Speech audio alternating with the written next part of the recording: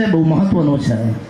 તો આપ સૌને એક રિક્વેસ્ટ છે કે આપણે સૌ રજિસ્ટ્રેશનથી ફ્રી થઈને વહેલી તકે સભામંડપમાં આપણું સ્થાન ગ્રહણ કરીએ અને બને ત્યાં સુધી આગળની હરોળથી આપ બેસવાનું કરો કે કદાચ વરસાદી માહોલ છે, ઘણી બધી મશક્કત લઈને એક ખિદમત એક ખુલ્કના હેતુથી એક એજ્યુકેશનની મોહબ્બતમાં સમાજની અંદર શિક્ષણના સ્તરમાં વધારો થાય, સમાજ આગળ વધે એવા ઉમદા હેતુની સાથે દૂર દરાજથી સમગ્ર ગુજરાતમાંથી કોઈ 250 કિલોમીટર દૂરથી, કોઈ 150 કિલોમીટર દૂરથી વરસાદી માહોલમાં બી જો આપ અહીંયા આવ્યા છો તો એ વસ્તુની પ્રતીતિ કરાવે છે, એ સાબિતી છે કે આપણને એક મુસ્લિમ સમાજની અંદર શિક્ષણમાં વધારો થાય, શિક્ષણમાં સુધારો થાય અને આપણે આગળ વધીએ એને એક આ સાબિતી, એક આ પ્રૂફ છે.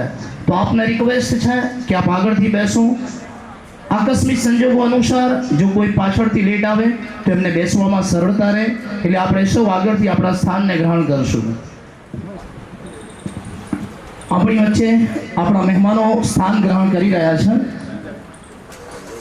આજનો આપણો આ જે કાર્યક્રમ છે એના કાર્યક્રમના અધ્યક્ષ મુફ્તી અહમદ દેવલા સાહેબ, MES બોયઝના પ્રેસિડેન્ટ સૈયદ મોઇન ટી રિફાઈ સાહેબ, એમને પણ રિક્વેસ્ટ છે કે સાહેબ આપનું સ્થાન ગ્રહણ કરો. કાર્યક્રમના મુખ્ય મહેમાન જનાબ ડૉક્ટર અકીલ અલી સૈયદ સાહેબ, આપ પણ ડાયસ પર આપનું સ્થાન ગ્રહણ કરો.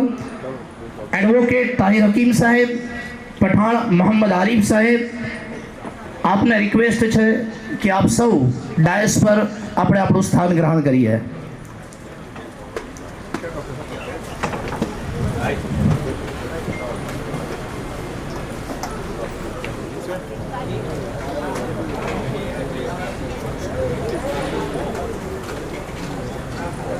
આપણે સૌ દિલથી દુઆ બી કરીએ કે હવે આપણો કાર્યક્રમ શરૂ થવા માટે જઈ રહ્યો છે. અલ્લાહ આપણા કાર્યક્રમને સફળ બનાવે, મંજિલ મકસૂદ તક પહોંચાવે અને જે ઇન્ટેન્સની સાથે આપણે એકત્ર થયા છે અલ્લાહ આપણા સૌને ભેગા મળીને કાર્ય કરવાની અલ્લાહ હિંમત આપે. अस्सलामु अलैकुम वरहमतुल्लाहि वबरकातुहू. खुशियाँ भरी इस महफिल में आज अपनेपन का एहसास हुआ है. खुशियाँ भरी इस महफिल में आज अपनेपन का एहसास हुआ है. आप सबकी उपस्थिति पाकर यह कार्यक्रम खास हुआ है. आप सबकी उपस्थिति पाकर यह कार्यक्रम खास हुआ है. डायस पर विराजमान समारंभ में उपस्थित कार्यक्रमના અધ્યક્ષ મુફ્તી અહમદ દેવલા સાહેબ, MES બોયઝ હાઈસ્કૂલના પ્રેસિડેન્ટ સૈયદ મોઇન ટી રિફાઈ સાહેબ, કાર્યક્રમના મુખ્ય મહેમાન જનાબ ડૉક્ટર અકીલ અલી સૈયદ સાહેબ, એડવોકેટ તાહિર હકીમ સાહેબ, પઠાણ મોહમ્મદ આરિફ સાહેબ, સ્વાગત કમિટીના તમામ સભ્યશ્રીઓ અને આજના કાર્યક્રમને સફળ બનાવવા માટે ટૂંકા આમંત્રણને પણ માન આપીને દૂર દરાજથી આવેલા સમગ્ર ગુજરાત રાજ્યમાંથી પધારેલ સ્નેહી આપ સૌ શાળા સંચાલક મિત્રો, અન્ય આમંત્રિત મહેમાનો, આજના આ સ્નેહ મિલન કાર્યક્રમમાં MES બોયઝના સ્કૂલના પટાંગણમાં આપ સૌનું સમગ્ર મુસ્લિમ લઘુમતી શાળા સંકલન સમિતિ વતી આપ સૌને આવકારીએ છીએ.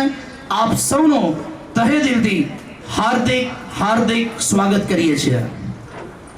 दोस्तों, એવું કહેવાયું છે કે ચાહે દુનિયાનો કોઈ પણ કાર્યક્રમ હોય એ કાર્યક્રમની શરૂઆત અલ્લાહની બંદગીથી થવી જોઈએ. અલ્લાહની મદદો દરેક કાર્યક્રમમાં જરૂરી છે. જે કામ અલ્લાહના નામથી શરૂ થાય છે એ કામ ચોક્કસ સફળ થાય છે.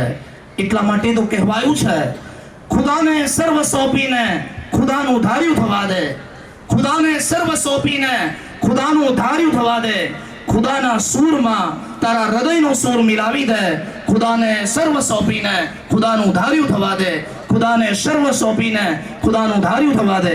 તો આવો આપણી વચ્ચે આપણા કાર્યક્રમની શરૂઆત કુરાને પાકની તિલાવતથી કરી લઈએ. તો હું આમંત્રિત કરીશ MES બોયઝ હાઈસ્કૂલના વિદ્યાર્થી પઠાણ અલી રઝા. પ્લીઝ રિક્વેસ્ટ પઠાણ અલી રઝા કે જે કુરાને પાકની તિલાવત ફરમાવશે.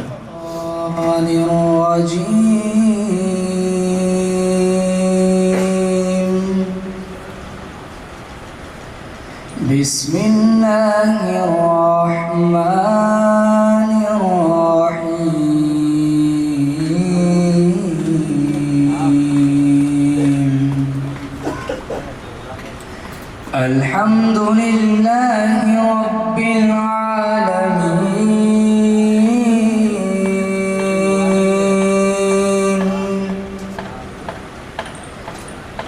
تمام خوبیاں اللہ کے لیے جو بہت مہربان اور رحمت والا ہے۔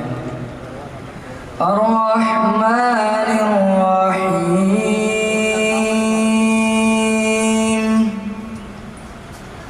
جو مہربان اور رحمت کرنے والا ہے۔ مالک یوم الدین،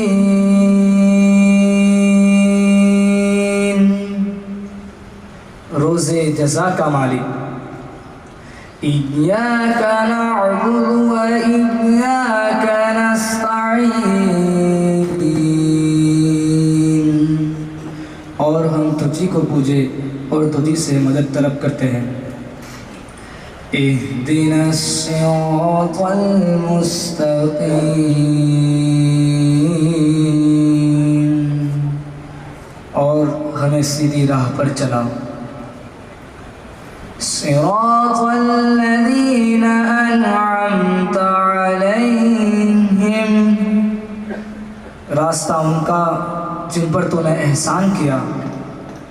غیر المغضوب علیہم ولا الضالین،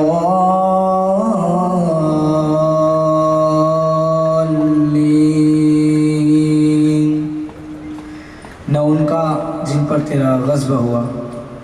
صدق اللہ العلی العظیم۔ السلام علیکم۔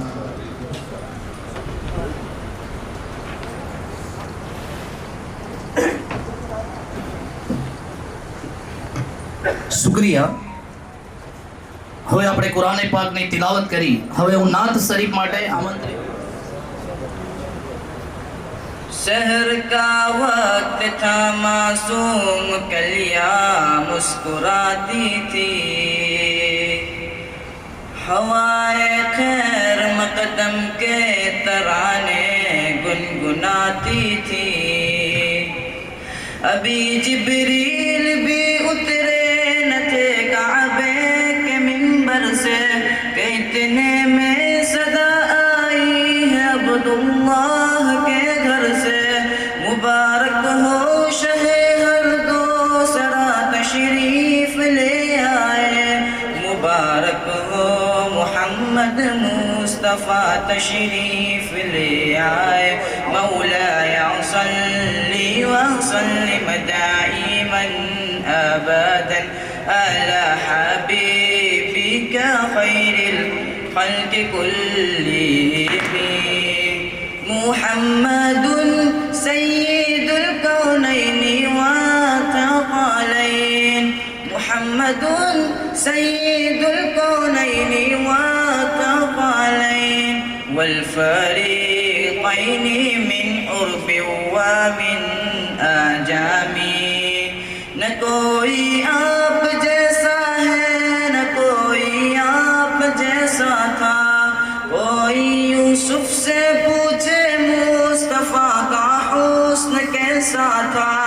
زمین و آسماں میں کوئی بھی مثال نہ ملی۔ مولاي صلی وسلم دائما ابدا على حبيبك خير الخلق كلهم۔ درود پر سلام پر یہی کہنا خدا کا ہے، خدا کے بعد جو ہے مرتبہ صلی علی کا ہے۔ وہی سردار عالم ہے، وہی غمخوار امت ہے، وہی تو حشر کے میدان میں سب کی شفاعت ہے۔ شفاعت کے لیے سب کی نظر ان پر لگی ہوگی۔ مولاي صلی وسلم دائما ابدا على حبيبك خير الخلق كلهم۔ سلام ان پر کہ جس نے بے کسوں کی دستگیری کی، سلام ان پر کہ جس نے بادشاہی میں فقیری کی، سلام ان پر کہ جن کے گھر نہ چاندی تھی نہ سونا تھا، سلام ان پر کہ ٹوٹا بور یا جن का बिछोना था। सलाम आमिना के लाल महबूब सुबहानी, सलाम फ़ख्र मौजूदात फ़ख्र नू इंसानी। तेरी सूरत तेरी सीरत तेरा नक्शा तेरा जलवा, तबस्सुम गुफ्तगू बंदा नवाजी खलकत शानी। तेरा दर हो मेरा सर हो, मेरा दिल हो तेरा घर हो। तमन्ना मुख्तसर सी है मगर तमहीद तूलानी। मौलाया सल्ली व सल्लिम दाइमन अबदन अला हबीबिका खैरिल खल्क़ि कुल्लिहिम। मौलाया सल्ली व सल्लिम दाइमन अबदन अला हबीबिका खैरिल खल्क़ि कुल्लिहिम। शुक्रिया। માશાઅલ્લાહ નાદ રજૂ કરવા બદલ મોહમ્મદ બદામીને દિલથી આભાર. હવે આપણે આપણા કાર્યક્રમને આગળ જઈએ છે. એવું કહેવાયું છે કે જ્યારે જે કાર્યક્રમમાં આપણે કુરાને પાકની તિલાવતથી શરૂઆત કરી, અલ્લાહની મદદોથી આપણે આપણા કાર્યક્રમની સફળતા માગી છે, તો હું એવું કહી શકું કે શું આપીએ અમો અમારી યાદો રૂપી મિલનમાં, શું આપીએ અમો અમારી યાદો રૂપી મિલનમાં. લાગણી શબર શબ્દો સ્વીકારજો સ્નેહ મિલનની આ મહેફિલમાં, લાગણી શબર શબ્દો સ્વીકારજો આ સ્નેહ મિલનની આ મહેફિલમાં.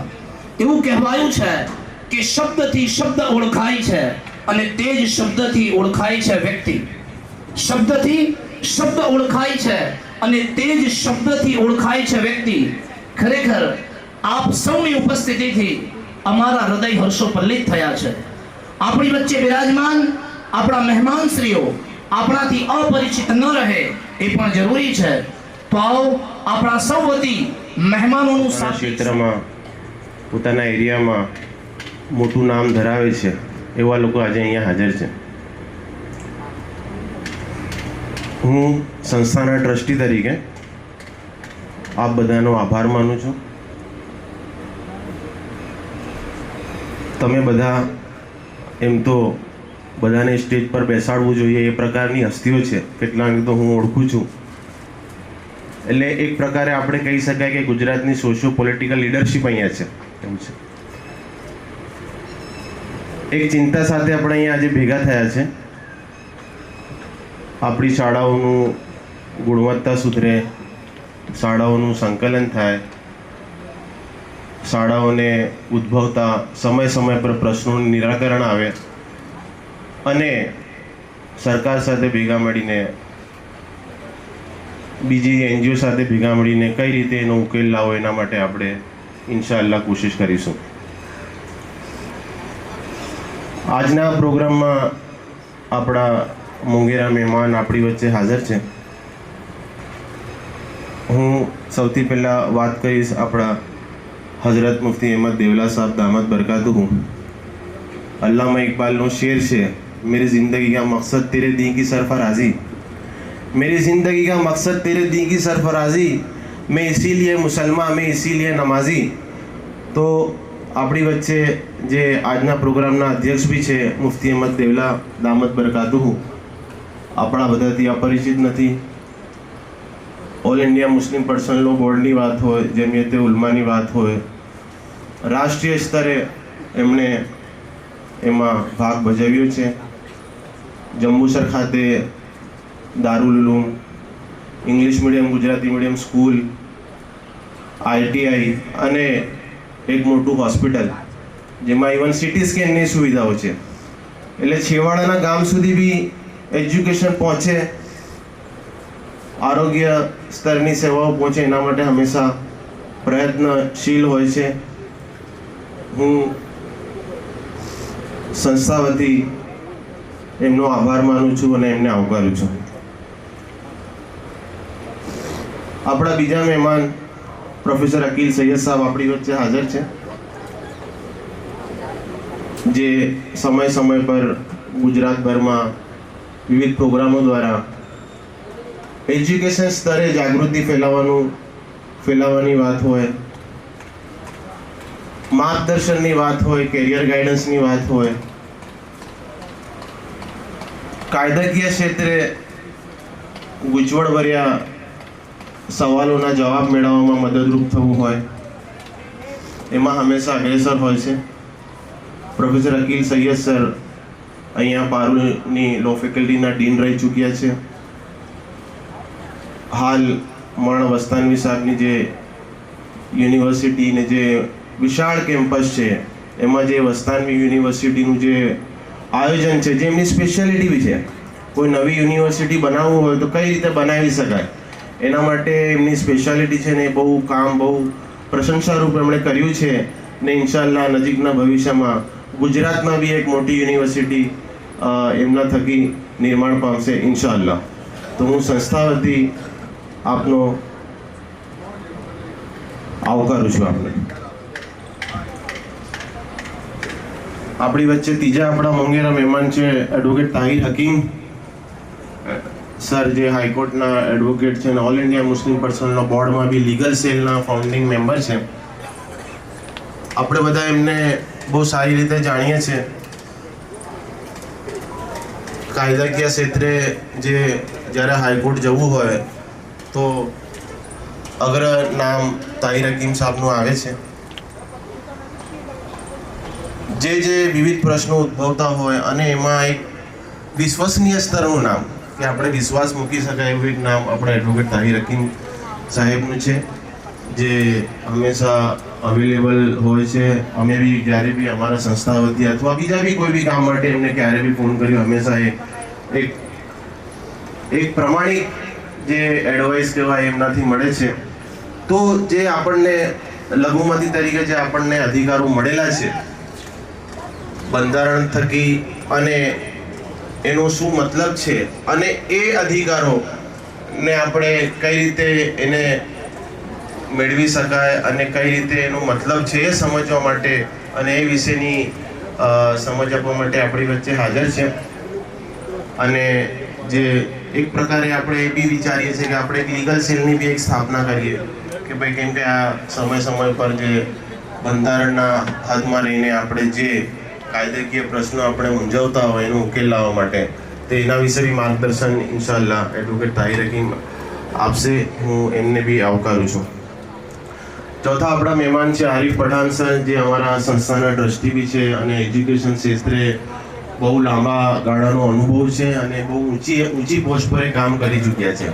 જે લોકો શાળાઓ સાથે જોડાયેલા છે વર્ષોથી એમના માટે આ એક બહુ બધા એમને ઓળખે છે સારી રીતે અને એમને એમના કાર્યકાળમાં જે એક્ઝામની સિસ્ટમ સુધારવાની વાત હોય કે શિક્ષણનું સ્તર સુધારવાની વાત હોય કે પછી શાળાઓને સમય પર માર્ગદર્શન આપવાની વાત હોય કે મદદરૂપ થવાની વાત હોય, દરેકમાં એ હંમેશા અગ્રેસર રહ્યા છે.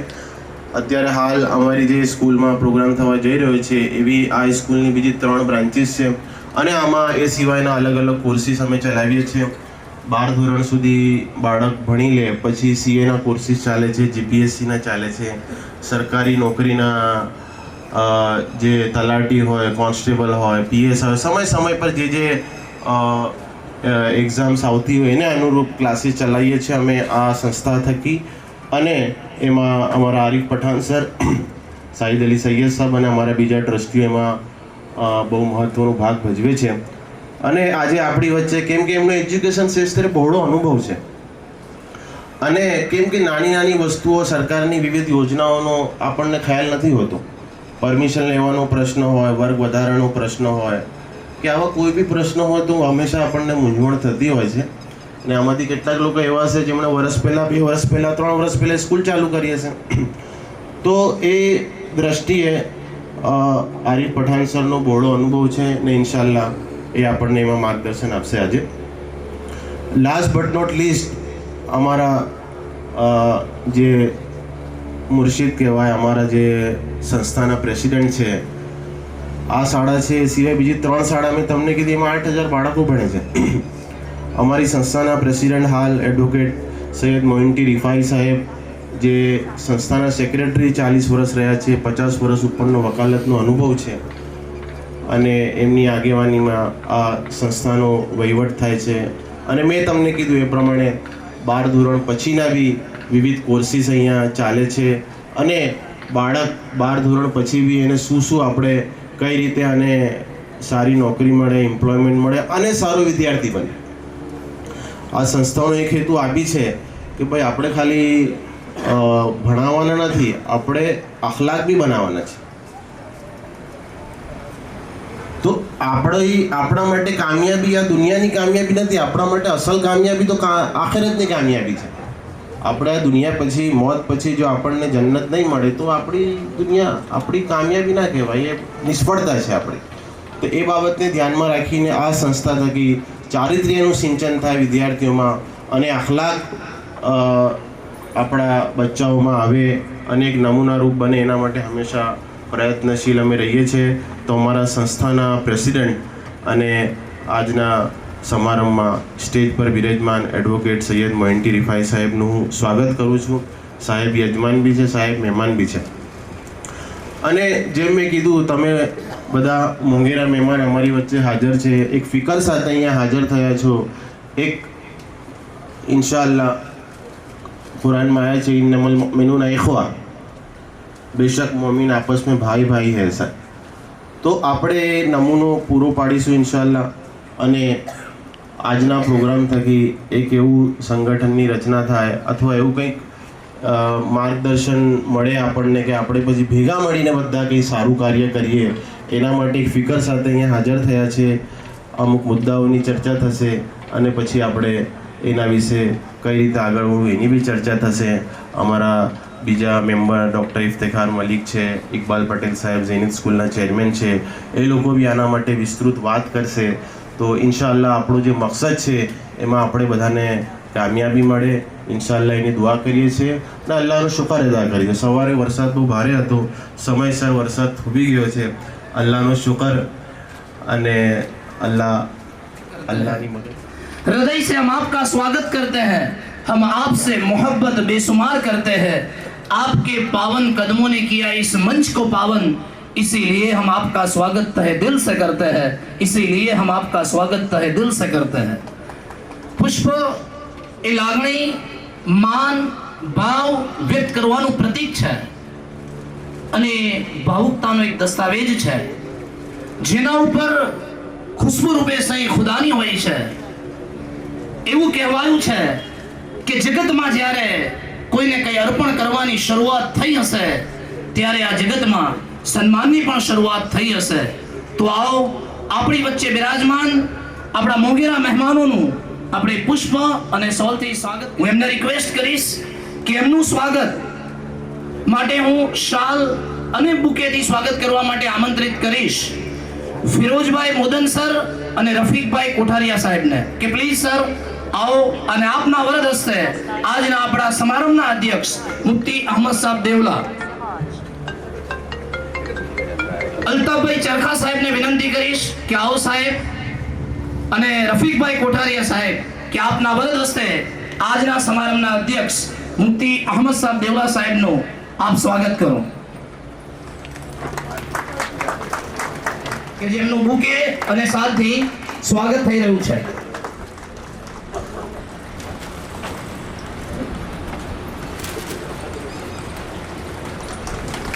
અકીલ અલી સૈયદ સાહેબને વિનંતી કરીશ કે તે ઊભા થશે અને એમના સ્વાગત માટે ડોક્ટર ઇફ્તિખાર મલિક સર અને આમિર ફૈસલભાઈ મુતવા એ બંનેને હું વિનંતી કરીશ કે આવો અને ડોક્ટર અકીલ અલી સૈયદ સાહેબનું બુકે અને શાલથી સન્માન કરો પ્લીઝ.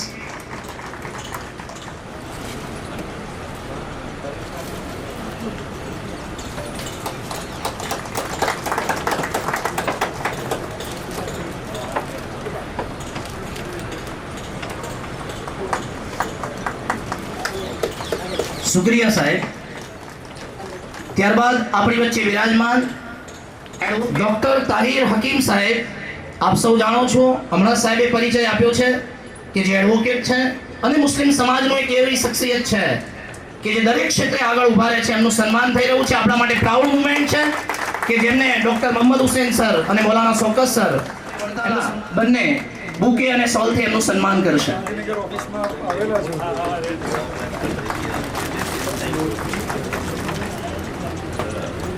નવનીત પ્રકાશન એના તરફથી એમના ચેરમેન સતીશભાઈ પટેલ અહીંયા ઉપસ્થિત છે. તો એમને રિક્વેસ્ટ કરીશ કે તેઓ અહીંયા ડાયસ પર આવશે અને એમનું સન્માન કરશે મોહમ્મદ હુસેન મલિક સર અને રિઝવાન અલી હાસમ સેરસિયા. રિઝવાન અલી હાસમ સેરસિયા, સતીશભાઈ પટેલ જે નવનીત પ્રકાશનમાંથી આવે છે અને આપણા આજના આ સ્નેહ મિલન કાર્યક્રમની અંદર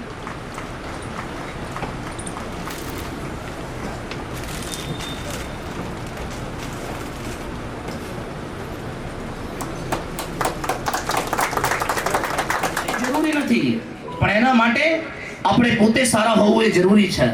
એટલા માટે એવું કહેવાયું છે કે આપણું જે આ સંગઠન કે જે સમિતિ છે કે મુસ્લિમ લઘુમતી શાળા સંકલન સમિતિ, એનું આ પ્રથમ સ્નેહ મિલન છે.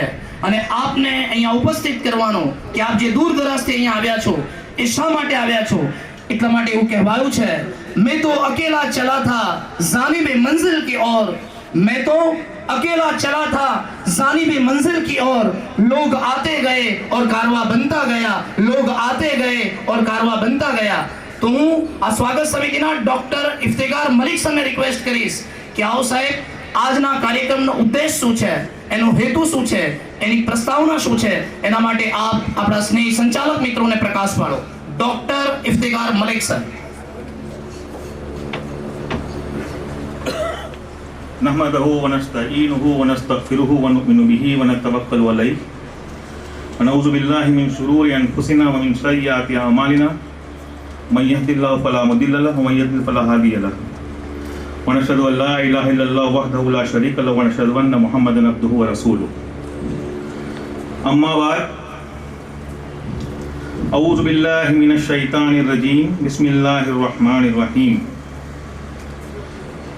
इन्नल्लाह यअमुरुकुम अन तुअद्दुल अमानाति इला अहलिहा व इज़ा हकमतुम बैनन नासि अन तहकुमु बिल अदल इन्नल्लाह निअम्मा यईज़ुकुम बिही इन्नल्लाह कान समीअन बसीरा. सदक़ल्लाहुल अज़ीम. આજના મુસ્લિમ લઘુમતી શાળા સંકલન સમિતિના આ પ્રથમ સ્નેહ મિલનમાં અહીંયા હાજર ડાયસ પર બેસેલા ખૂબ જ મોંઘેરા મહેમાનો જનાબ મુફ્તી અહેમદ દેવલા સાહેબ, સૈયદ મોઇન રિફાઈ સાહેબ, પ્રોફેસર અકર અલી સૈયદ સાહેબ, એડવોકેટ તાહિર હકીમ સાહેબ અને વડીલ શ્રી આરિફ ખાન સાહેબ અને જે સમિતિ છેલ્લા થોડાક સમયથી જ કામ કરી રહી છે તેના પર વિશ્વાસ કરીને આટલી મોટી સંખ્યામાં, સવારે વરસાદ પડતો હતો 8:30 વાગે ત્યારે અમે બધા બહુ ચિંતિત હતા, પણ 10:30 પોણા 11 થતા સુધીમાં આટલી મોટી સંખ્યામાં અને એમાં પણ બહેનોને આટલી મોટી સંખ્યા જે હાજર થઈ છે એ સૌનું હું સ્વાગત કરું છું. અસ્સલામુ અલૈકુમ વરહમતુલ્લાહિ વબરકાતુહ. જેમ ડૉક્ટર મોહમ્મદ હુસૈન સાહેબે કીધું એમ કે આ સભા મંડપમાં બેસેલા સર્વે લોકો જે છે એ ઉમ્મતે મુસ્લિમાની ગુજરાતની સોશિયો પોલિટિકલ લીડરશિપ છે અને થોડું વધારે આગળ વધીને કહું તો સોશિયો રિલિજિયસ પોલિટિકલ લીડરશિપ છે. એટલે મેં આયાત પણ એવી જ સિલેક્ટ કરી આપણા સામે પડવા માટે કે આ નેતૃત્વની મળેલી જે અમાનત છે એ કોઈ ક્ષુલ્લક કે નાની સરખી વસ્તુ નથી, પરંતુ અલ્લાહ તાલા તરફથી અતા થયેલું એજાઝ છે. અલ્લાહ તાલા કહે છે કે મુસલમાનો, અલ્લાહ તમને આદેશ આપે છે. શબ્દ સાંભળજો, યઅમુરુકુમ, અમર છે. જ્યારે કોઈ વસ્તુ અમર થઈ જાય છે તે હુકમ થઈ જાય છે. જેની નાફરમાની કરવી એક મોમિન ને મુસ્લિમ માટે શક્ય નથી. અલ્લાહ એમ કહે છે કે ઇન્નલ્લાહ યઅમુરુકુમ અન તુઅદ્દુલ અમાનાતિ ઇલા અહલિહા. મુસલમાનો, તમારી અમાનતો તમારામાં જે અમાનતદાર લોકો છે એમને સોંપો. ને આ અમાનતદારનું અંગ્રેજી છે ટ્રસ્ટી, અથવા તો કહેવાય છે વર્ધી ઓફ ટ્રસ્ટ. એનો સીધો મતલબ એ છે કે અહીંયા જે લોકો બેસેલા છે એ અલ્લાહના આદેશ અનુસાર સમાજ તરફથી નિયુક્ત થયેલા વર્ધી ઓફ ટ્રસ્ટ લોકો છે, અને જે લોકો અલ્લાહના હુકમ પ્રમાણે નક્કી થયેલા સમાજના વર્ધી ઓફ ટ્રસ્ટ લોકો છે એમની જવાબદારી સમાજ પ્રત્યે પણ એટલી જ વધારે ને એટલી જ ડિવાઇન થઈ જાય છે. મિત્રો અને વડીલો, આ સમાજે બહુ વિશ્વાસ કરીને આપ સૌ લોકોને સમાજનું એક એવું સંસ્થાન આપના હાથમાં આપ્યું છે જે કોઈ પણ કોમ અને કોઈ પણ મિલ્લતની પ્રગતિ, સમૃદ્ધિ અને બકા, સસ્ટેનન્સ, એક્ઝિસ્ટન્સ માટે સૌથી બેઝિક મહત્વની વસ્તુ છે સલમાન. અને મને ખુશી એ બાબતની છે કે આપ સૌ લોકો જે પધારેલા છો તેમને ઉમ્મત, કોમ અને સમાજની આ જે સોંપેલી જવાબદારી છે, અમાનત છે, એનું ઋણ આજે અહીં આવીને નિભાવી રહ્યા છો. અલ્લાહ તાલા તમારું અહીં આવું કબૂલ કરે અને અહીંયા ભેગા થવું કબૂલ કરે ઇન્શાઅલ્લાહ. મિત્રો, વડીલો, માતાઓ, બહેનો, મારે કેટલીક વાતો આપ સાથે શેર કરવી છે. થોડું ધ્યાન આપશો તો આપણે બધા ભેગા થઈને એના ઉપર આગળ એક નેરેટિવ અને ડિસ્કોર્સ બનાવી શકીશું. આપણી 3 હેસિયત છે. એક હેસિયત આપણી છે અલ્લાહ તાલા તરફથી. અલ્લાહ આ દુનિયાનો માલિક, આ સૃષ્ટિનો માલિક, આ સૃષ્ટિનો હાકિમ છે. એ હેસિયતથી આપણે અલ્લાહના નાયબ અને અલ્લાહના ખલીફા છે. એ હેસિયતથી આપણે ગ્લોબલ સિટીઝન છે. એ હેસિયતથી આપણી યુનિવર્સલ રિસ્પોન્સિબિલિટી આવે છે. અચ્છા, આ કોઈ ફિલોસોફિકલ વાત નથી કહી રહ્યો. અલ્લાહ તાલાએ જ્યારે માણસને પેદા કર્યો તો અલ્લાહ તાલાએ કીધું કે હું મારો ખલીફા પેદા કરવા જઈ રહ્યો છું, અને તમે કહ્યું એને પેદા કરી લઉં, સંપૂર્ણ કરી લઉં, તો તમે બધા ભેગા થઈને સજદો કરજો એને. તો આપણી સૌથી પહેલી હેસિયત એ છે કે આપણે અલ્લાહના નાયબ, અલ્લાહના ખલીફા છીએ. હું આને જોડું છું, તમને એવું લાગશે કે હું જે વાતો કરી રહ્યો છું એ વાતો કે આજના પ્રસંગને કેવી રીતે અનુરૂપ છે. એક હેસિયત આપણી આ છે. એટલે આપણે ગ્લોબલ સિટીઝન થયા, એટલી આપણી જવાબદારી ગ્લોબલ પણ થઈ, લોકલ તો થઈ પણ ગ્લોબલ પણ થઈ. એની એ હેસિયતથી આપણે અલ્લાહના ખલીફા થયા અને બીજા મનુષ્યો આપણા જેવા સમાન લોકો થયા. એનાથી શું થશે આગળ જઈને આગળ વાત કરી. એક વસ્તુ તો આ છે. બીજું, આપણે ભારત દેશના નાગરિક છીએ અને છીએ આપણે સભાન અવસ્થામાં અમારે જ્યારે કોઈ પેશન્ટ જોવાનું હોય ને પેશન્ટ જ્યારે હોસ્પિટલમાં આવે ને બેડ ઉપર સૂતું હોય એટલે અમે કહીએ કે પેશન્ટની સભાન અવસ્થા એટલે conscious, cooperative and well oriented about time, place and person. એટલે આપણે સંપૂર્ણ સભાન અવસ્થામાં આ દેશના બંધારણને સ્વીકાર્યું છે, આ દેશના નાગરિક છે, અને એ હેસિયતથી આપણે આ દેશના બાકી બધા લોકોની સાથે એક સમાન નાગરિકત્વ ધરાવીએ છીએ. આપણે સેકન્ડ ક્લાસ સિટીઝન નથી. આ આપણી બીજી હેસિયત છે. અને એ બંધારણ થકી આપણે કોન્ટ્રાક્ટ કર્યો છે આ દેશના અન્ય નાગરિકો સાથે, દેશના વ્યવસ્થા સાથે. સલમાન, આપણી ત્રીજી હેસિયત છે ને એ ત્રીજી હેસિયત આપણી આ દેશની સૌથી મોટી લઘુમતીની છે. ડેમોક્રેસીમાં, લોકશાહીમાં તમે તમારી લઘુમતી તરીકેની એ હેસિયતને એવી રીતે આઈડેન્ટિફાઈ ના કરી શકો તો you are on a losing side.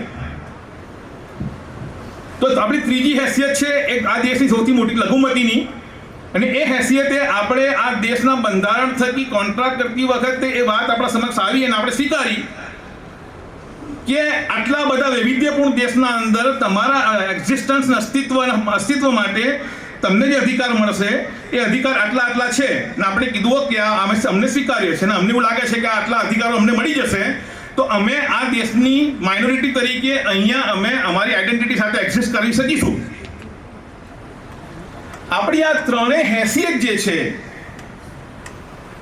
એ ત્રણેય હેસિયતની મારેફત, એની ઓળખ, એની આઈડેન્ટિટી જો આપણે નથી યોગ્ય રીતે પામતા, ગ્રહણ કરતા, તો પછી આપણે આપણી ડ્યુટીઝ જે છે, જે લોકોને હંમેશા ફરિયાદ રહે છે આપણાથી, એ નિભાવવામાં હંમેશા કોતાહી કરીએ છીએ, ભૂલ કરી નાખીએ છીએ. તો આપણી આ ગ્લોબલ સિટીઝન નાયબ અલ્લાહના ખલીફા હોવાની હેસિયતથી, ઉમ્મતે મુસ્લિમાના ફર્દ હોવાની હેસિયતથી, ભારતના નાગરિક હોવાની હેસિયતથી અને અહીંના સિટીઝન, અહીંના માઇનોરિટીના હેસિયતથી જે 3 આપણી એક્ઝિસ્ટન્સની જે આઈડેન્ટિટી છે એ આપણી સૌથી ઇમ્પોર્ટન્ટ આઈડેન્ટિટી છે, અને યાદ રાખજો. અને કોઈ પણ સમુદાય કે સમૂહ કે કોમની આઈડેન્ટિટીને એસર્ટ કરવાનો સૌથી ઇમ્પોર્ટન્ટ વસ્તુ એ છે કે એને તમે એ બાબતે એજ્યુકેટ અને અવેર કરો. તો આઈડેન્ટિટી થઈ, આઈડેન્ટિટી બાબતે એજ્યુકેશન અને અવેરનેસની વાત થઈ. તો પછી ત્રીજી વાત આવે છે, તો પછી એજ્યુકેટ અને અવેરનેસ કરવા માટે જરૂરી શું છે? તો ભાઈ જરૂરી છે એના તાલીમો તરબિયતના મરાકીઝ, સંસ્થાનો, સેન્ટર્સ. હવે આપણે સમજવાની જરૂર છે કે ત્રણેય હેસિયતથી આપણી ડ્યુટીને નિભાવવા માટે આપણા જે સેન્ટર્સ છે, આપણા જે સંસ્થાનો છે, આપણી જે ઇન્સ્ટિટ્યુશન્સ છે, એ ઇન્સ્ટિટ્યુશન્સની એક વિશિષ્ટ પ્રકારની હેસિયત છે, એનું વિશિષ્ટ પ્રકારનું ઓળખ છે, એની વિશિષ્ટ પ્રકારની આઈડેન્ટિટી છે, જે અકબંધ રહેવી આપણા સૌ માટે જરૂરી છે. નહીં તો આપણે બધા આઈડેન્ટિટી ક્રાઇસિસમાં આવી જશું. અને આપણી આઈડેન્ટિટી ક્રાઇસિસ આપણા માટે નુકસાનકારક કે ના એવું નથી. આપણી આઈડેન્ટિટી ક્રાઇસિસ અસલમાં આપણી જવાબદારીઓથી આપણને અજાણ કરી દે છે. આપણી ઓળખ છે કે આપણે રહેમતુલ આલમીનના ઉમ્મતી છીએ, આપણે તમામ લોકો માટે રહેમત છીએ. આપણી આઈડેન્ટિટી ક્રાઇસિસ માં ઊભા થઈ જઈએ તો આપણે એ જવાબદારી નિભાવવાથી આપણે જવાબદારી નિભાવવા ભૂલ કરી નાખી છે આપણા સન્માન. તો મારું કહેવું એમ છે કે આ ભારત દેશમાં આપણા શૈક્ષણિક સંસ્થાનો જે છે એ શૈક્ષણિક સંસ્થાનો આપણી આઈડેન્ટિટીના યોગ્ય પરસેપ્શન માટે, અવેરનેસ માટે, એજ્યુકેશન માટે એક બેઝિક ટૂલ અને ઇન્સ્ટ્રુમેન્ટ છે. એટલે એને જે અવસ્થામાં છે એ અવસ્થામાં બચાવીને રાખવું અને એ અવસ્થામાંથી વધારે સારું ડેવલપ કરવું. જેમ મેં કીધું કે આપણે ગ્લોબલ સિટીઝન કે અલ્લાહના નાયબ હોવાની હેસિયતથી આપણે જે સંસ્થાન ચલાવતા હોઈએ તો આપણી એક જવાબદારી એ છે કે આપણું પેરાડાઇમ શિફ્ટ થવું જોઈએ. શું પેરાડાઇમ શિફ્ટ થવું જોઈએ?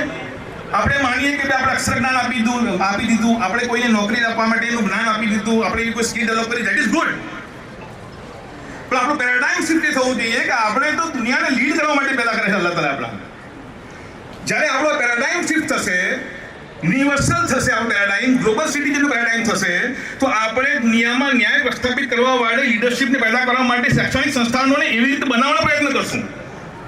નહીં તો આપણા શૈક્ષણિક સંસ્થાઓ મીડિયોકર ચાલશે, એક એવા લેવલ ચાલશે જેમાં ક્યારે ઉપર જ નહીં આવી શકે. એટલે સંચાલક મિત્રો એટલા માટે કહેવાય છે, તમે લોકો ડ્રાઈવર્સ છો. સંચાલકના અંદર વર્ડમાં ચાલક છે. ચાલકનો મતલબ થાય છે ડ્રાઈવર.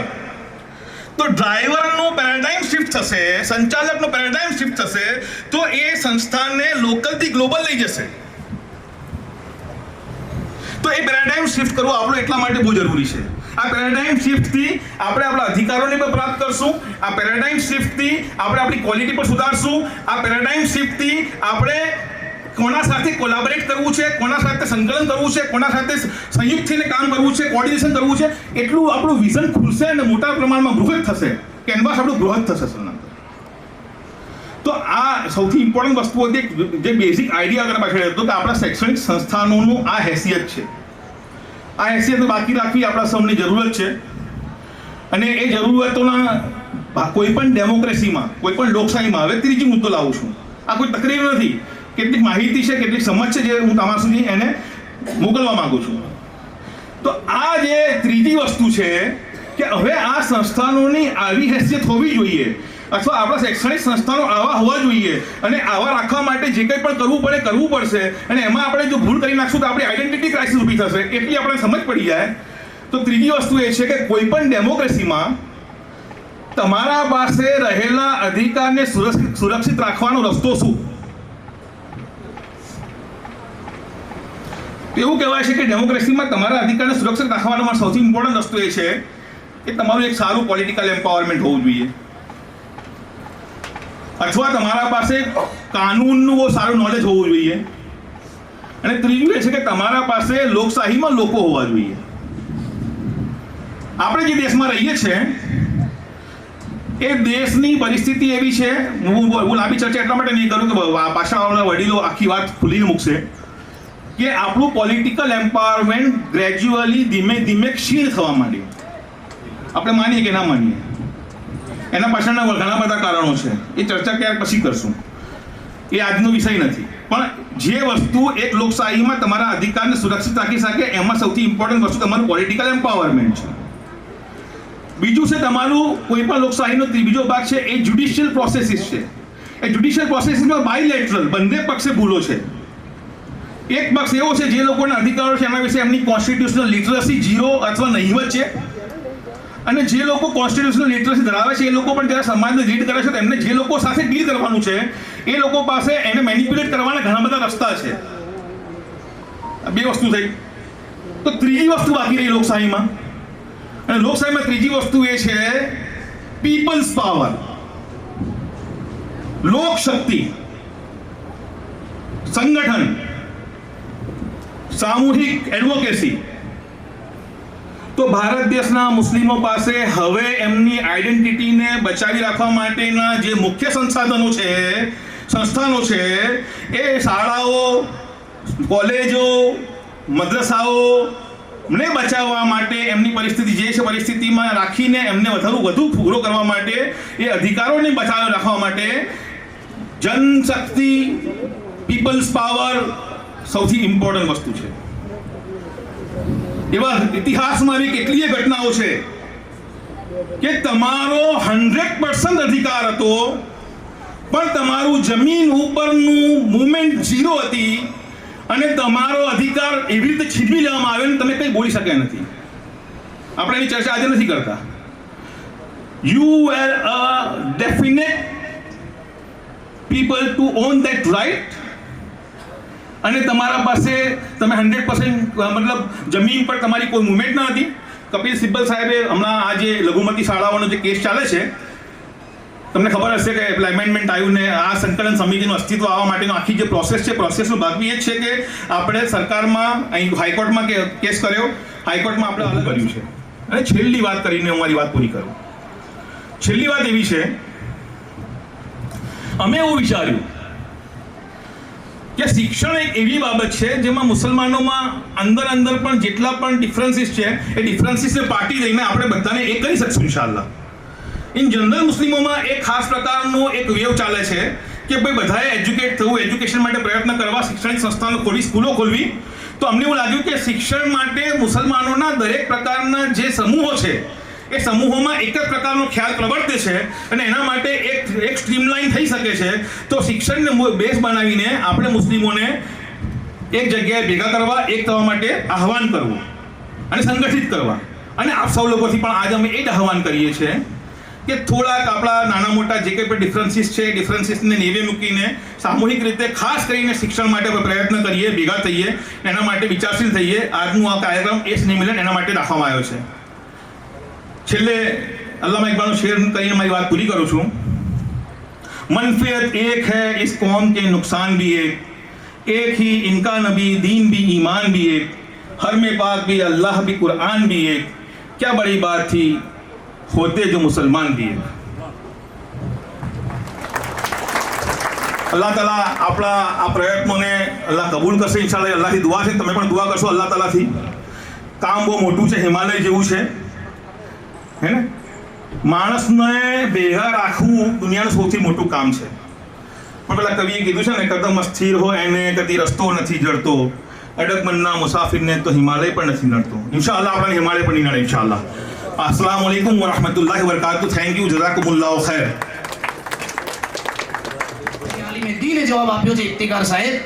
એવું કીધું કે બેટા કાતર કાપવાનું કામ કરે છે અને સોય જોડવાનું કામ કરે છે, અને અત્યારે આપણે જે સમાજની અંદર જરૂર છે એ એક પ્લેટફોર્મ પર આવીને, અને આ જે અત્યારે સભા મંડપ ભરાયેલું છે ને એની પ્રતિનિધિ છે કે એજ્યુકેશન ક્ષેત્રે હવે આપણે સૌ એક પ્લેટફોર્મ પર આવી ગયા છે ઇન્શાઅલ્લાહ.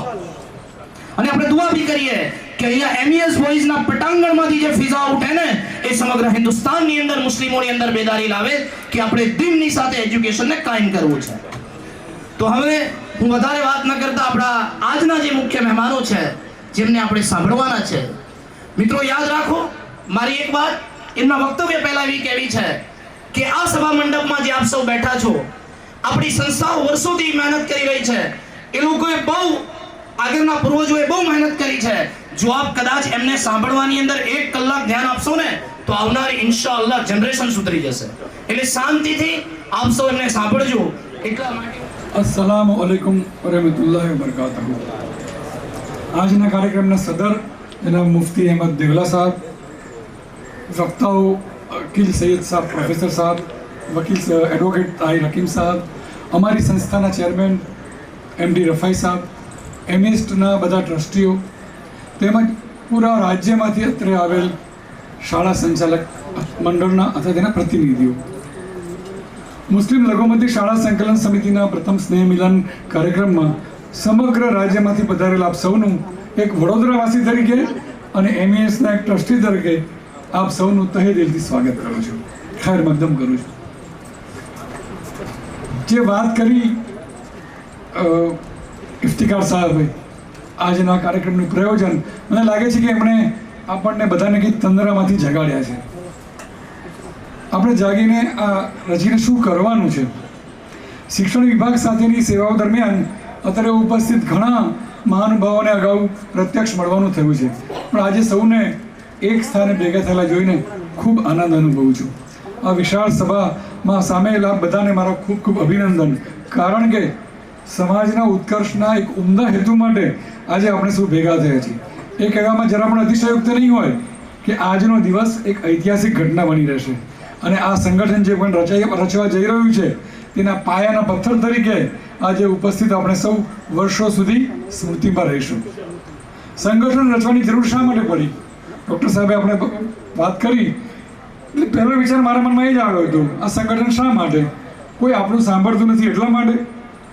આપણે કહેવું શું છે, આપણી સમસ્યાઓ શું છે, આપણી શક્તિઓ શું છે તે જાણ્યા વગર, આપણા પ્રોબ્લેમ્સ આઈડેન્ટિફાઈ કર્યા વગર આપણે કશું હાસિલ ન કરી શકીએ.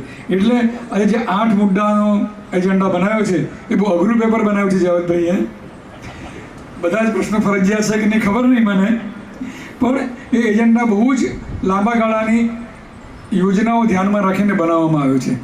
આપણા દરેક પાસે જ્ઞાન છે, શિક્ષણ છે, વહીવટી અનુભવ છે, સૂઝબૂઝ છે, ઇસ્લામનું માર્ગદર્શન છે, એ સિવાય ઘણા બધા ઇન્ડિવિજ્યુઅલ રિસોર્સિસ છે. પણ આ બધા રિસોર્સિસને જો આપણે ભેગા કરીએ, આપણે સંકલિત કરીએ તો ઘણું બધું આપણે પ્રાપ્ત કરી શકીએ તેમ છે. આપણા આ સંગઠનની શરૂઆત જ એટલી ભવ્યતાથી કરી છે કે વોરા સાહેબે કહ્યું કે કંઈ કરી છૂટવાની આપણી તમન્નાએ ઉજાગર કરે છે. મજરૂ સુલતાનપુરના જે શેરની વાત કરી કે જાની બે મંઝિલ મેં અકેલા ચાલતા રહા, લોગ જુડતે ગયે, કારવા બનતા ગયા. પણ જ્યારે તો આપણે તો પ્રથમ સ્નેહ મિલનમાં જ એક લાજવાબ કારવા મુકમ્મલ કરી શક્યા છીએ, એટલે સૌને એના માટે મુબારકબાદ. એ કારવા માટે આગળ કહેવું પડે કે લોગ जुड़ते गए, कारवां बनता गया, एक नई रोशनी जगाता गया, हर साथी के साथ एक नया सपना बुनता गया. તો આવો આજે આપણે આપણા સપનાનું વાવેતર કરીએ અને મુસ્લિમ લઘુમતી સમાજના ઉત્કર્ષ માટે એજન્ડામાં સામેલ મુદ્દાઓ પર વિચાર કરીએ. શિક્ષણ વિભાગના મારા અનુભવ દરમિયાન નવી શિક્ષણ નીતિ અને ગુણવત્તાસભર શિક્ષણ માટે ઘણું બધું કાર્ય મેં કર્યું છે, ઘણામાં મેં ભાગ આપ્યો છે. 2020ની શિક્ષણ નીતિમાં કેટલા બધા મુદ્દાઓ જે ભલામણ કરાયા છે, કેટલા બધા લક્ષ્યાંકો એમાં નક્કી થયા છે, પણ એ બધાને પ્રાપ્ત કરવામાં તો વર્ષો નીકળી જશે. ત્યારે ધીમે ધીમે સ્ટેપ બાય સ્ટેપ આપણે પણ એમાં યોગદાન આપીએ, અન્ય સમાજની સાથે સાથે, અને સમાજના વિકાસ થકી રાષ્ટ્રના વિકાસમાં પણ સહભાગી બનીએ. વર્તમાનની જે શિક્ષણ નીતિ અને પૂર્વની પણ શિક્ષણ નીતિઓમાં ગોખરપટ્ટીને પ્રોત્સાહન ન મળે એ વારંવાર કહેવાયેલું હતું. વિદ્યાર્થી દરેક વિષયના કન્સેપ્ટને બરાબર સમજે અને નિર્ધારિત લર્નિંગ આઉટકમ પ્રાપ્ત કરે એ માટે વારંવાર કહેવાયું છે. તેમ છતાં આપણી મૂલ્યાંકન પદ્ધતિ અને આપણી પરીક્ષા પદ્ધતિને કારણે હજુ પણ મેમરી આધારિત પ્રશ્નાવલીને આપણે છોડી શકતા નથી. Just rote learn and write there. COVID-19ના પરિપ્રેક્ષામાં ગુજરાત બોર્ડના પેપરોની જે સ્ટાઇલ છે એ થોડી હળવી બની છે, થોડી સરળ બની છે. તેના કારણે પરિણામની ટકાવારીમાં બેશક વધારો થયો છે, પણ ગુણવત્તામાં કોઈ નોંધપાત્ર વધારો દેખાતો નથી. આપણા ગ્રેજ્યુએટ્સ, આપણા એન્જિનિયર્સ, આપણા મેનેજર્સ, આપણા ટેકનોક્રેટ્સ એ બધાની એમ્પ્લોયબિલિટી પોટેન્શિયલ નિરાશાજનક રીતે ઓછી થઈ રહી છે. તર્ક, રિઝનિંગ અને પ્રેઝન્ટેશન સ્કિલની ઉણપ ચોક્કસપણે વર્તાય છે. અને આ બધું બીજાઓ કરતાં આપણા સમાજને લાગે વળગે ત્યાં સુધી આપણી પ્રત્યાયન ક્ષમતાને કારણે જે નિમ્ન કક્ષાએ પહોંચી છે, આપણને બધું નુકસાન કરે છે આ વસ્તુ. બીજા સમાજના માણસો આ બધી કમી હોવા છતાં આગળ વધી શકે છે, પણ આપણું કોમ્યુનિકેશન એટલું વીક છે. આપણે ગુજરાતી, હિન્દી કે અંગ્રેજી એક પણ ભાષા શુદ્ધ સ્વરૂપે બોલી શકતા નથી કે લખી પણ શકતા નથી. વિદ્યાર્થીઓની જવાબદારી જ્યારે મેં બોર્ડમાં જોઈ છે ત્યારે તરત ખ્યાલ આવી જાય છે કે આ વિદ્યાર્થી લઘુમતી સમાજમાંથી આવે છે. ઘરમાં, મોહલ્લામાં જે ભાષા બોલાય છે અને હિન્દી ફિલ્મમાં ટપોરીઓ જે ભાષા બોલે છે એ જ ભાષા બોર્ડની ઉત્તરવહીઓમાં પણ દેખાય છે. આ દૂર કરવા શું થઈ શકે તે વિચારવાનું રહે, કારણ કે ભાષા શુદ્ધ નહીં હોય તો આપણી અભિવ્યક્તિ શુદ્ધ નહીં રહે. અને કોઈ પણ ક્ષેત્રમાં આપણે જઈશું, ગવર્મેન્ટ નોકરીમાં જઈશું કે પ્રાઇવેટમાં જઈશું કે પોતાનો સેલ્ફ બિઝનેસ શરૂ કરીશું, ભાષા એ આપણને નડવાની જ છે. અને એટલે આપણે જે બી ફોરમ બનાવવાના છે એ ફોરમમાં પણ ભાષા શુદ્ધિકરણને મહત્ત્વ આપીશું એવું મારું માનવું છે. આપણો એક મુદ્દો શિક્ષણની ગુણવત્તાને આગળ વધારવાનો છે. તો આપણા સમાજના શાળા સંચાલકોનો અનુભવ રહ્યો છે કે શિક્ષણની ગુણવત્તા સંચાલન માટે આપણે બહુ મહેનત કરીએ છીએ. ઘણી બધી સંસ્થાઓએ બહુ સારા સારા પરિણામો આપ્યા છે, પણ આપણને પેરેન્ટ્સ પાર્ટિસિપેશનમાં નિરાશા મળે છે. આપણો સમાજ એમાં પાછળ છે. વાલીઓના સહકાર અને કાળજી વગર કોઈ પણ બાળક પ્રગતિ ન કરી શકે. અભ્યાસક્રમ સિવાય પણ બાળકના વિકાસ કે વિનાશ બંને માટે માવતરનો રોલ ખૂબ જરૂરી છે. પણ આપણા સમાજને એની ખાસ જરૂર છે. આપણે અવારનવાર વિદ્યાર્થીઓનું કાઉન્સેલિંગ તો કરીએ છીએ, પણ જરૂર છે આપણે મા બાપનું પણ કાઉન્સેલિંગ કરીએ. Parents counselling is that much important. અમદાવાદની તાજેતરની ઘટનાએ બાળ મનોવિજ્ઞાનની દ્રષ્ટિ મૂલવો એક પડકાર છે. આપણે એને મૂલવવો જોઈએ, ક્યાં ક્યાં ખામીઓ હતી એ શોધી કાઢવું જોઈએ. ગુનાઓની લતમાં જાણે અજાણે ફસાઈ જતા બાળકને ઘરનું વાતાવરણ, પડોશીઓનું વાતાવરણ, મિત્ર, દોસ્ત, સહેલીઓનું વાતાવરણ, શાળાએ જવા આવવા માટેની જે ટ્રાન્સપોર્ટ સુવિધા છે તેનું વાતાવરણ અને શાળાનું વાતાવરણ, આ બધા જ જવાબદાર પરિબળો છે. અને આમાંથી એક પણ કડી નબળી હોય તો સાંકળ તૂટી શકી છે. કહેવાયું છે કે a chain is as stronger as its weakest link. એક કડી પણ નબળી હોય તો આખી ચેન નબળી બની જાય છે. અને એટલે આ દિશામાં આપણે ચિંતન કરવું જરૂરી છે, કારણ કે અન્ય સમાજની સરખામણી આપણો સમાજ આ માટે વધુ વલ્નરેબલ છે. અને આપણા હિતોચ્છુઓ તેનો પ્રચાર પ્રસાર કરી સમાજને બદનામ કરવામાં રોકેટની ઝડપે કામ કરે છે. એટલે આપણા માટે અગત્યનું છે. મને ભરૂચની એક શાળાના આચાર્ય એકવાર મળ્યા હતા કે અમારી શાળામાં એક બાળક રોજ મોડું આવે. બહુ હોશિયાર છોકરો હતો, પણ પછી પ્રિન્સિપલે તપાસ કરી કે બાળક રોજ મોડું કેમ આવે છે. એની પાછળ એક શિક્ષકને લગાવ્યો. ત્યારે ખબર પડી કે બાળક રોજ મોડું એટલા માટે આવે છે કે કોઈક ડ્રગ્સ પેડલરે એનો કોન્ટેક્ટ કર્યો હતો અને ડ્રગને લગતી એક વસ્તુ બીજી જગ્યાએથી ત્રીજી જગ્યાએ પહોંચાડવા માટે એને રોજના 100 રૂપિયા આપતા હતા. એ બાળક એમાં લલચાઈ ગયું. એટલે આપણા બાળકો આવી બધી લતમાં ન લલચાય અને ગુનાઓની લતમાં જાણે અજાણે ફસાઈ ન જાય તે માટે આપણે એવું વાતાવરણ પ્રોવાઈડ કરીએ. બેંક એના કસ્ટમર માટે કે છે નો યોર કસ્ટમર, KYC. તો મારી દરેક શાળા સંચાલકોને, ખાસ કરીને આપણા લઘુમતીના સંચાલકોને વિનંતી છે કે તમે પણ તમારા બાળકને, એના મા બાપને ઓળખો, એનું બેકગ્રાઉન્ડ શું છે એનો તપાસ કરો, અને જ્યાં એને કંઈક ખૂટતું હોય તો એને પહોંચાડવાનો એક પ્રયત્ન કરો. તો અભ્યાસની સાથે સાથે એના ચારિત્ર્યમાં, એના આગળ ફ્યુચરમાં પણ આપણે કંઈક કરી શકીશું. ફરીવાર શિક્ષણની ગુણવત્તાની વાત કરીએ તો અમારી અંગ્રેજી માધ્યમની શાળામાં ચોક એન્ડ ટોકથી આગળ વધી, એક્ટિવિટી બેઝ લર્નિંગથી આગળ વધી અમે પ્રોબ્લેમ સોલ્વિંગ મેથડથી ઘણા વિષય શીખવવાનું. તો એ અધ્યયન બેકાર છે. આપણા બાળકોને પ્રેરણા મળે તે માટે આપણે રોલ મોડલ કોણ તે પણ આપણે શોધવા જોઈએ. રોલ મોડલની સક્સેસ સ્ટોરીઓ અવારનવાર બાળકો સામે રજૂ કરવી જોઈએ.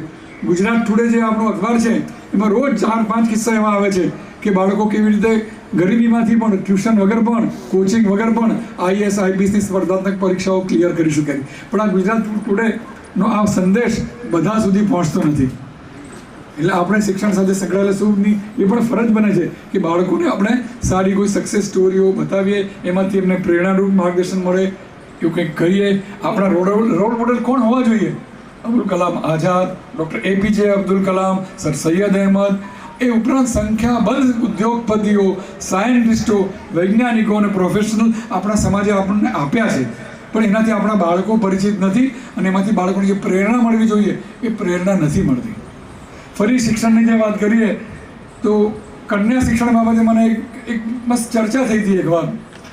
તો ખાસ કરીને વડોદરામાં અને પણ જે અમારા 4 દરવાજા વિસ્તારમાં જે લોકો રહે છે એ મોટાભાગે બિઝનેસ સાથે સંકળાયેલા છે. તો એક પ્રોફેસર સાહેબે કહ્યું કે સાહેબ ક્યાં કરે बच्चे तो पढ़ते हैं, लड़कियां बहुत ज़्यादा पढ़ती है और लड़कियां इंटेलिजेंट भी है, अच्छा परफॉर्मेंस भी करती है, मगर फिर लड़कियां बहुत ज़्यादा पढ़ लेती है तो उनको लड़के मिलते नहीं अच्छे मैरिज प्रपोजल के लिए, तो फिर लड़कियों के माँ बाप भी लड़कियों को आगे नहीं पढ़ाते। ये तो हमारी बहुत बड़ी कम नसीबी है, इसी वजह से लड़कियों को ना पढ़ाते हैं तो बहुत बुरी बात है। तो इनमें से भी हमें आगे आना चाहिए। અમારી કોઈ આપણી ઘણી બધી સંસ્થાઓ ઘણું બધું સારું કામ કરે છે, પણ જે ડ્રોપ આઉટની વાત છે એ પણ ઉડીને આંખે વળગે એવો છે। યુડાયસના જે ડેટા છે એમાં સમાજમાં ડેટા પ્રાપ્ત થતા નથી, તેમ છતાં એક એજ્યુકેશન ફોર ઓલ ઇન્ડિયા નામની સંસ્થાએ એક રિપોર્ટ બનાવ્યા હતા, એમાં 2021 અને 2022 વચ્ચે જે મુસ્લિમ ડ્રોપ આઉટ હતો એના આંકડા એ લોકોએ કાઢ્યા હતા। તો ધોરણ 5 સુધીમાં એ વર્ષે 7,113, ધોરણ 8 સુધીમાં 27,000, અને આપણે ગુજરાતની જ વાત છે, અને પ્રાથમિકના અંતે 34,178, માધ્યમિકના અંતે 37,679, અને કુલ માધ્યમિક સુધીમાં 1,06,035 વિદ્યાર્થીઓએ એ એક જ વર્ષમાં ડ્રોપ આઉટ લીધો હતો। આટલા બધા વિદ્યાર્થીઓ ડ્રોપ આઉટ લઈને જાય છે ક્યાં, એ સમાજમાં શું કરે છે, એ પણ આપણા માટે એક સંશોધનનો વિષય છે। એક ડેટા અનુસાર ઉચ્ચ શિક્ષણનું જે એનરોલમેન્ટ થાય છે એમાં આપણી હાજરી ફક્ત 2% છે, ઓનલી આંકડો છે આખો કે 17,97,662માંથી માત્ર 35,993, એટલે આપણું એનરોલમેન્ટ પણ વધે, આપણા બાળકો ઉચ્ચ શિક્ષણમાં પણ જોડાય, નવા જે પ્રવાહોથી અવગત થાય। ટેકનોલોજી એટલી ઝડપથી વધી રહી છે કે ગઈકાલે જે નવું હતું એ આજે જૂનું થઈ રહ્યું છે, એટલે આપણા બાળકો, આપણા જે ટ્રેડિશનલ બિઝનેસીસ છે એ પણ પડી ભાગે છે, કારણ કે આપણે મોડર્નાઇઝેશન કરતા નથી, આપણા બાળકો નવી ટેકનોલોજી અપનાવતા નથી। નવી ટેકનોલોજીનું એક સારું ઉદાહરણ આપું, કોવિડ વખતે ખંભાતમાં આપણા જે રત્ન અને પથ્થરનો ધંધો કરે છે એ કેટલા લોકોનો ધંધો મંદ થઈ ગયો હતો, पर एक फैमिली में એવું મળ્યું कि साहब हमने तो इस धंधे में बहुत मेहनत की है, क्योंकि हमने ऑनलाइन बिजनेस चालू किया और ऑनलाइन बिजनेस से हमने दूसरों की कंपटीशन में बहुत ही अच्छा धंधा किया। तो एक પેરાડિગમનો જે ચેન્જ આવ્યો ઓનલાઈન બિઝનેસનો, એ સમાજે એમણે જેમણે અપનાવ્યો એને ફાયદો થયો। એવી રીતે દરેક ધંધા, દરેક બિઝનેસ એમાં નવી ટેકનોલોજીથી આપણે અવગત થવું પણ આપણા સમાજ માટે જરૂરી છે। આપણા ઘણા પેરેન્ટ્સ અમને એમ કહે છે क्या करेंगे, 10वीं पास कर लेगा कि छोकरा कहीं भी ड्राइविंग की नौकरी कर लेगा, सरकार में क्या ड्राइवर की नौकरी है नहीं होती, तो प्राइवेट गाड़ी चला लेगा, रिक्शा चला लेगा। भाई હવે તો જમાનો એવો આવે છે કે ડ્રાઈવરલેસ કાર આવશે, ગેરેજો બંધ થઈ જશે, યુઝ એન્ડ થ્રો વાળી કાર આવવાની છે આપણે। તો આપણે આગળ નહીં વધીએ, આપણું શિક્ષણ એમને નવી ટેકનોલોજી અપનાવવાની દિશા નહીં સૂચવે તો આવનારી પેઢી માટે આપણે કંઈ કરી નહીં શકીએ। અને બીજો મુદ્દો છે ગુણવત્તા શિક્ષણમાં અખલાકનો।